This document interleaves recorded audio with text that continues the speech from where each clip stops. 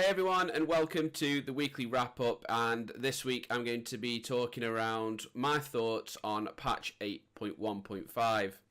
It's now been nearly a week since this midway patch has been released, and to be perfectly honest, I've really enjoyed it. I've found that there is quite a bit of content within there, more so than normal when it comes to a 0.5 patch.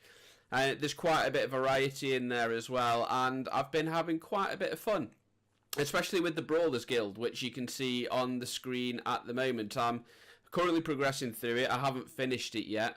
It's probably going to take a while with some other things that I've been getting up to, maintaining the different characters that I'm running with. But in general, especially the Brawlers Guild, I've been having a lot of fun. Currently just about to go into rank 4, I believe, and I'm really wanting to get that Bruce mount, which looks absolutely amazing, I think, and it's something that I've set myself a target of getting this patch. So in general, what do I think of the patch then? Well, good. Like I say, there's a progress on the story, and the first thing is the unexpected cutscene, which has come out, and again, I really enjoyed it. I think it was a really good way of Blizzard telling the story, getting a lot of information out in such a short period of time. The cutscene was only a couple of minutes long, but you got a lot of information, a lot of atmosphere, a lot of background story from that cutscene, and I thought it was done really well. From a Horde perspective, which is what I'm predominantly playing this expansion, it was really good, seeing the difference between Bane and Sylvanas and which way the Horde is going in. I'm actually quite enjoying it, and I am fully immersed in it. I know there's been a lot of hate regarding the story this expansion, but if I'm being honest, I'm enjoying it. As long as he doesn't turn out to be a complete replica of Garrosh, which I don't think it's going to be. Again, I think it was really good. It was short. There's only a few quests for you. They were quite easy. It didn't take long at all, which is a little disappointing. I know the time gating's there to make it feel like there's more over the period of time, but I would just like to have seen more to do. I don't know how long it's going to take for the next quest to come out in this war campaign, but seeing the cinematic, returning Derek to Jaina was really cool, and then on the flip side of that, going and setting up the meeting in Warfang Hold, and seeing the interaction between Sylvanas and Bane and Zelling was really good, and like I say, I'm really looking forward to seeing where that progresses. And then you had Magni's questline as well, which only took 5 to 10 minutes, if that. It was cool getting back to Uldir and seeing Mother. The little hint in there around 77 cycles, which roughly translates to 11 weeks. So that could perhaps be when we're going to see patch 8.2 land, which I believe takes us into early May. Hopefully that's the case, because that isn't too long to wait, which means that we'll be seeing 8.2 on the PTR very soon, which is something I'm looking forward to, getting out and seeing Nazjatar. But again, just getting those 10 eye levels on the Heart of Azeroth was really useful. And I instantly saw an increase in eye level across my 3 or 4 characters, which I've done that on now. But again, just that little storyline and seeing where that's going. Because I don't think Magni is done in this expansion yet. I think there's going to be a little surprise with him. Again, Blizzard was giving us some character choices on these quests, and the Alliance, they were getting to name their ship, for example. I thought the little interactions between Anduin, dependent on what you picked, was very neat, and just a little fun thing that Blizzard have put in there. Of course, the big thing with this patch was the introduction of the Zandalari Trolls and the Kultiran Humans, both of which are two races which I think Blizzard have done a really good job on getting across. The Zandalari Trolls, I think, look absolutely brilliant.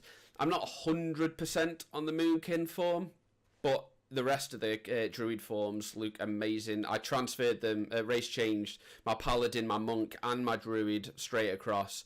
They are a little bit OP with their racial at the moment regeneration. I think it's probably going to see another nerf sometime soon.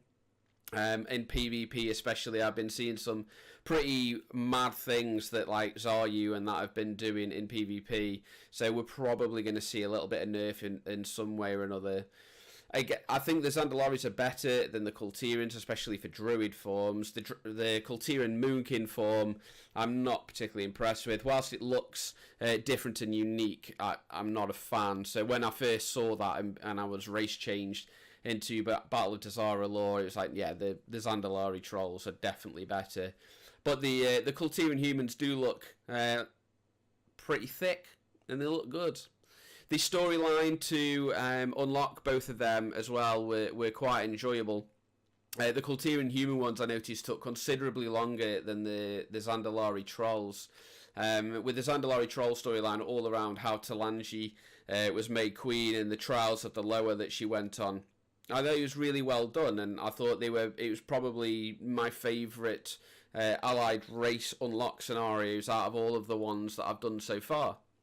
So again, that was good, and I've managed to do them. What else have we done? Some of the new world quests, they're pretty disappointing if I'm being honest. The Naga invasions, I was expecting something more aligned with an actual invasion that we've seen where they get highlighted on your map for a period of time, whereas they are essentially just reskinned world quests. Which is probably why we didn't see them on the PTR, because we didn't actually need to. And they were probably going to be expecting some feedback on them, because they are pretty underwhelming. The profession quest lines.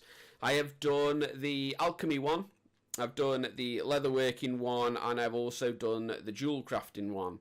I haven't finished the jewel crafting and the leatherworking one purely because of the items that you need to get in order to finally craft them. The alchemy one, yes, you have to go into 4 dungeons, I believe, but if you can't be bothered to run them completely, what you can just do is queue up for normal or heroic Waycrest Manor, Toldagor, Ataldazar, and Motherlode, and I think it's only the Motherlode where you actually need to run the full dungeon, and I actually didn't need to, because just a random mob from that dungeon dropped the item that I needed to. I didn't actually need to kill Razdunk to get it. I think these are pretty unique items. So far I've only used it once, the alchemy one, and what it did was it just gave me more procs on creating flasks and items with that transmute. I haven't seen any of the others yet, so I don't know what that is. The other 2 professions, it's like a personal bloodlust if you are a leather worker, and then for your jewel crafter one you can remove gems, which is obviously quite beneficial. But as you get further and further into gearing your character, you probably won't need to be using that as often. But I enjoyed the quest lines, they're quite fun. It's just especially the leatherworking one, where you have to kill 15 rare mobs, and they're not guaranteed drops either. It's quite frustrating and annoying, and you can't buy them from the auction house. But again, it is just something to keep you busy for a short period of time. In terms of what else I've been doing this week, finally managed to kill Mythic Grong. After around 40 pulls on that boss, we finally got it down. A mixture of mechanics and healing. We finally got it down. Although, what I did notice with this patch is it completely knackered up my Warcraft. Once I finally managed to get home after the patch went in, I was greeted with a black screen, and Discord in-game overlay was causing my WoW to fail to load for some reason. And then when it did load in, my weak auras and my UI were completely messed up, and my threat plate had changed colours, so I was taunting the boss at the wrong time for many of the pulls, because I didn't realise that I had threat because the colours had changed. So again, that was quite frustrating. But Grong went down, and we've now had about 3 pulls on Mythic Jadefire Masters. So I'm expecting that to go down tonight, because that one should be easier than Grong, I believe.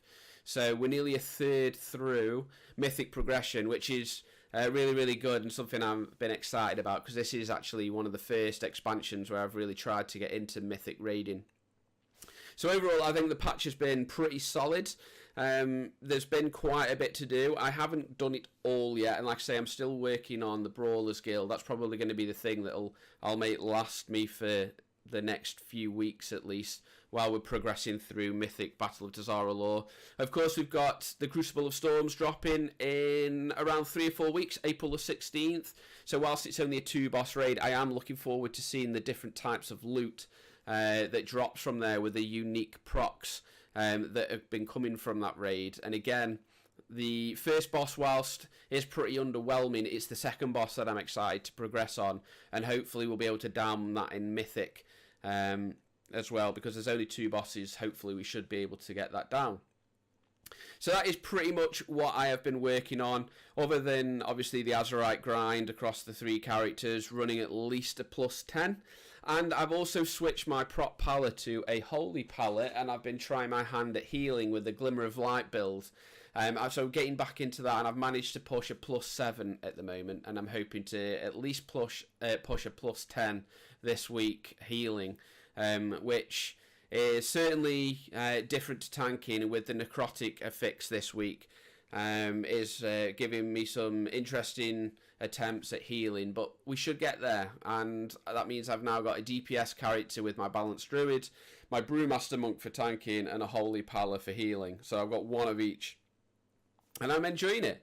There are some things still which are frustrating me and being a bit of a nuisance, but overall I think this patch has done this expansion a world of good, and ultimately it means we're getting one step closer to patch 8.2, which is where the Azurite gear is getting, the heart is getting scrapped, and it's being done differently. So I'm excited to see how that's going to play out, and hopefully it'll be on the PTR soon.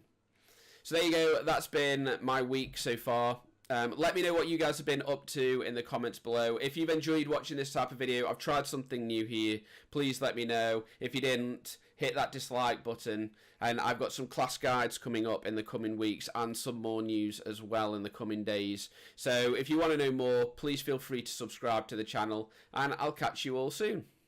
Bye bye.